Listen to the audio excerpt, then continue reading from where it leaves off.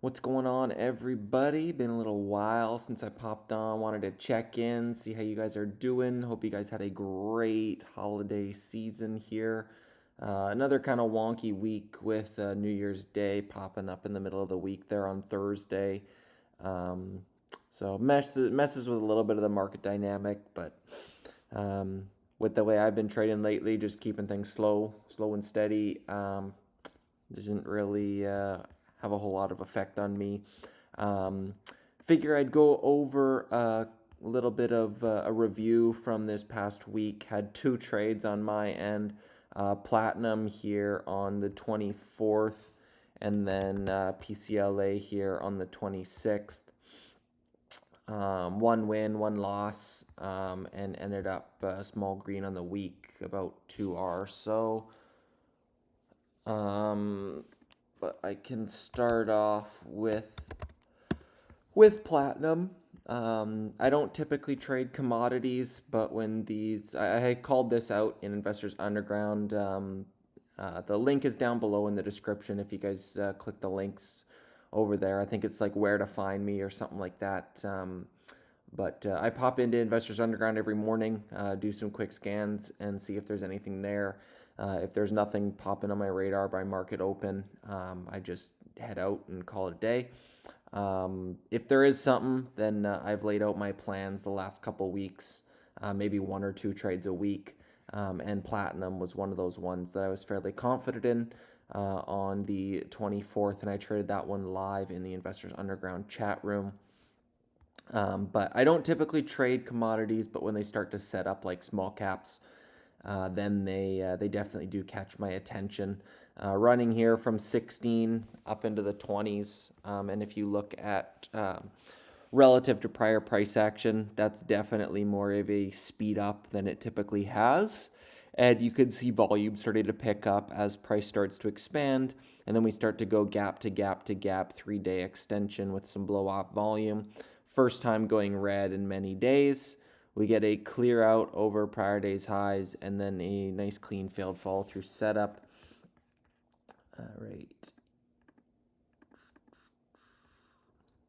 Right there.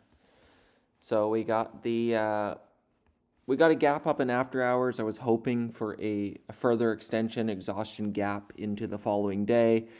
It didn't continue, which also was a sign for me that the demand was starting to subside. So then we get this pullback, hard crack, lower highs. I'm leaning all through here, and then once it fails under this 2170s, I scaled in and moved risk down to high a day. And I was covering right through here. I had covered, my best covers were in the 2080s, really nailed the bottoms there. And then I started covering into this higher low. As this did speed up, you can see some volume starting to capitulate there into the lows.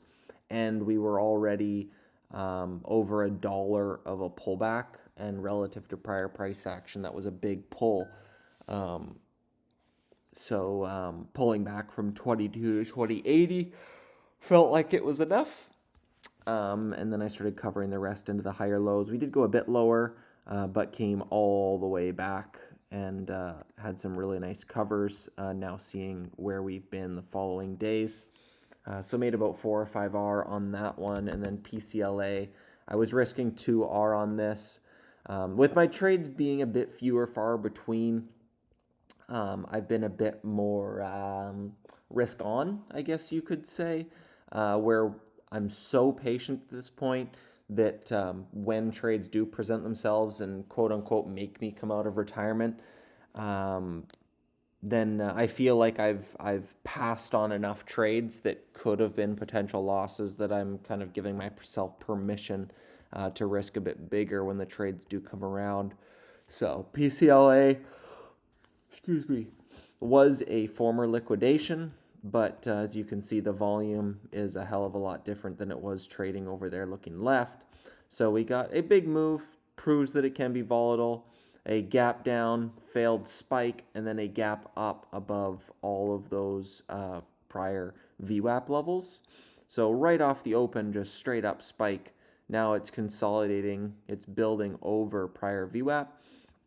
and those day one highs in the 47s. So I wasn't interested in it here. I saw it pull back, started to reclaim levels. I thought, do I want it? Do I want it? I didn't take it in here. It tested, broke highs and stuffed, set a higher low, pushed, pulled back, and then once this flush held, I started to buy here in the 42s, 43s, 45s. I was buying through here and was risking versus this 39 flush level. So I was risking maybe 4 cents or so, 4 or 5 cents, and ended up getting stopped out there into after hours. But the thesis being is it was setting up fairly similar to this, where it kept pushing, it could break highs. And what it ended up doing was it had a last hurrah and started to roll over into after hours. But this one was holding up so well up near highs. We even got, right when market closed, we got a nice shove back into those 47s. If this starts to build over 47s and it closed sideways up here, given that we now have day one shorts looking for a swing, and now you've got this where everyone was shorting into this parabolic, and if this starts to break and build through 47s, that's another add spot for me to look to scale into that winner. And now you've got 1 day of shorts and 2 days of shorts would be tripping over themselves for the cover. But it ended up not working out, stuffed a few too many times off those 47s, so ended up moving on that one. So 2 trades last week. Small green, +2, +3R, somewhere around there. But just taking it slow and letting the market prove itself when I want to actually take trades. Now, addressing the title of this video, I've got next to nothing on small cap watch, but is there anything to watch other than silver? Now, we just had the same setup on platinum where we start running and going parabolic, and silver, we definitely get some range expansion there on Friday. Now, RSI is up in the 80s. Oh, man. So it's definitely starting to extend in terms of the relative strength index. But in terms of price action wise, if you look at like a weekly chart, we're definitely speeding up here from the 50 breakout. But looking at the daily chart, we've had some pullbacks along the way that have kind of reset the trend. So this isn't as extended as I would have liked. Now, if we're gapping up to like 80 on Monday, that's a different story. I did see Asia futures open on spot silver up in like the 82s.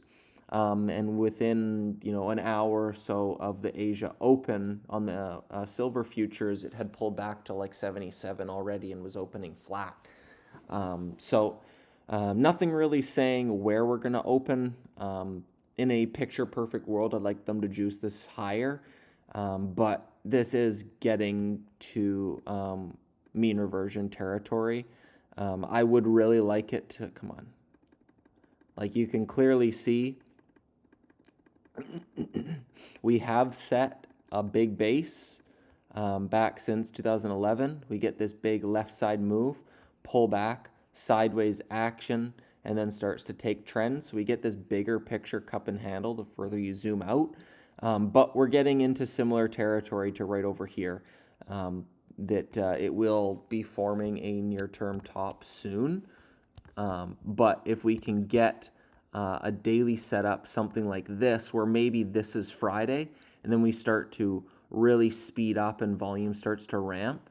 And you can see it wasn't super clean where you short that first red day. It actually breaks new highs before you get the huge mean reversion.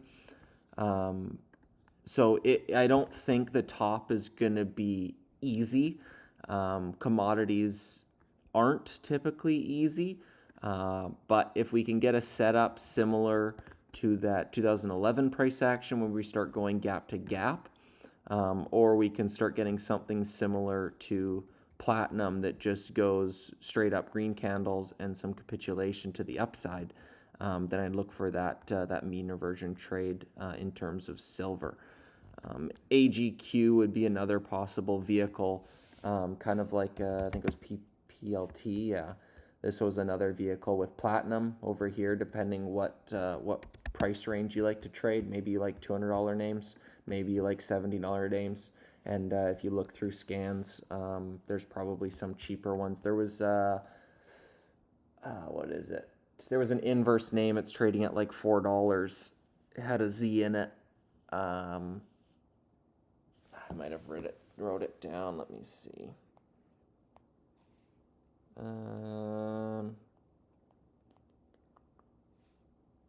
ZSL. That's what it was. This one is short shares silver. So this one's an inverse name. And if you look back to 2011, right here, when you get that capitulation, and then this was when it broke highs, but then you get a nice double there off the lows. So you can see the volume there on Friday, definitely getting some capitulation there to the downside. And if you look at an intraday, volume and panic is definitely starting to come out of these names. Steady sell side across the board. So if you like going long, maybe you like trading inverse, maybe you like $4 names, maybe this is something you look at, maybe you like $70 names. I think this one will be the least volatile and most liquid, would be SLV in my opinion. But I think this would be the trade of the week in my opinion, to keep an eye on, whether you're looking to trade any one of those vehicles that I've noted there. So as of now, that's all I've got for this week. And if it does set up in a fashion that I've explained there, where we start going parabolic and get a similar setup to platinum, then that's all you really need for the week, is just one trade like that. So with that being said, I can probably wrap it up there. I'll give it maybe 20-30 seconds or so. If you guys have anything you want to touch on, feel free. Otherwise, I will close her down.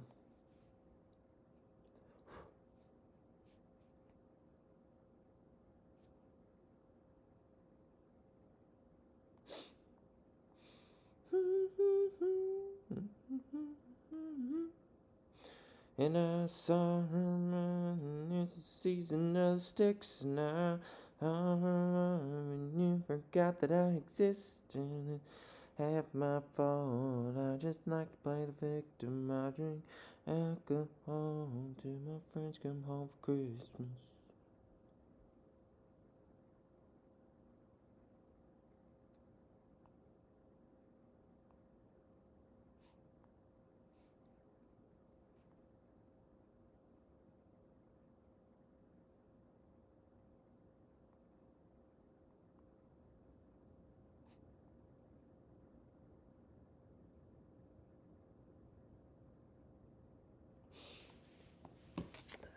We go back and watch it. Sounds good. Chris, Blue, Lock Dock. Alrighty, guys. Sounds good. We will close it out there. I will post the replay for anyone who checks in later. But I hope you guys had a Merry Christmas and a Happy New Year coming up. And I look forward to crushing it in 2026 with the rest of you guys. And definitely check out Traders for a Cause. They're doing it in Miami on the East Coast this year, coming up in the end of February. So definitely check that out as well. So take it easy, guys. Have a great evening, and I will see you in Investors Underground tomorrow. Peace.